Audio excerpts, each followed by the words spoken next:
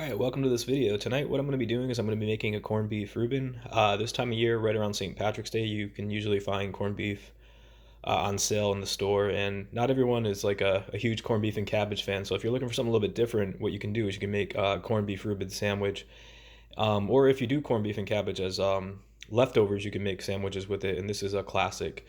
One other thing that's really good about corned beef is it lasts in the fridge usually for a couple of months. And again, if you buy it this week, it's usually like a half or a third the price. So usually what I do is I buy a couple of briskets and just throw it in the fridge. And especially with inflation right now, it's not a bad strategy. All right, so what I did is I cooked the corned beef for a few hours in the Dutch oven. I have another video on that, on how to make corned beef and cabbage. Cut up a few slices here. Tomorrow what I'm going to do with the leftover corned beef is I'm going to make corned beef hash, so I'm going to probably make another video on that. But tonight I'm going to make the sandwich, so what I need is a cast iron skillet, some butter, some Swiss cheese, sauerkraut, Thousand Island dressing, and over here I have this rye bread. Alright, so let's get started. I'm going to get started on the stove with the skillet. You could also use a griddle, but tonight I'm going to be going with the cast iron skillet. Alright, I'm going to try to film this all in one go. So the pan's at about a medium heat. I already made one sandwich. I'm going to make a second one. What I like to do is the sauerkraut here was refrigerated, so it's a bit cold, so I'm just going to warm it up here in the back. Only need a minute or two. And I'm also going to put the corned beef there in the back. Just stack it. And really all I'm trying to do there is just warm it up because it's already cooked, so I want to be careful not to overdo it. Then I want some butter.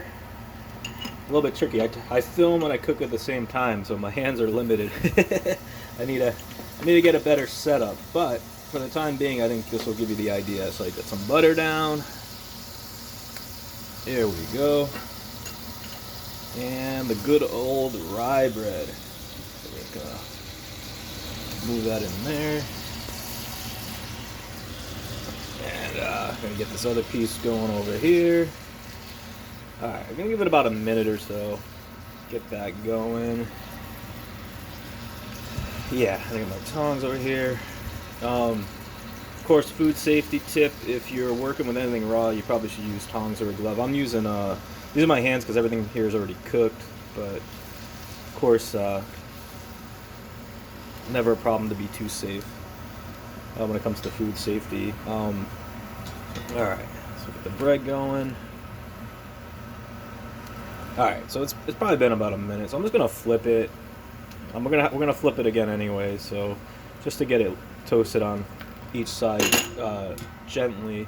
Alright, now what I'm gonna do is I'm gonna take a good dose of this dressing, the Thousand Island dressing, and get it going over here. Some people use Russian dressing. It's really up to you what you want to do, what your preference is. Oh yeah, here we go. Making a mess. One hand. Alright. That looks good to me. We got our Swiss cheese over here. I do one slice for each side of bread. Alright, there we go. Let's give it a few seconds. Again, we don't want the beef back there too long by itself, or the sauerkraut back there too long, but it's mainly the beef I'm worried about. Because again, if you overdo it, it can taste like really rubbery. I mean, it's already cooked. I cooked it earlier, right? So, or if you buy it at the store.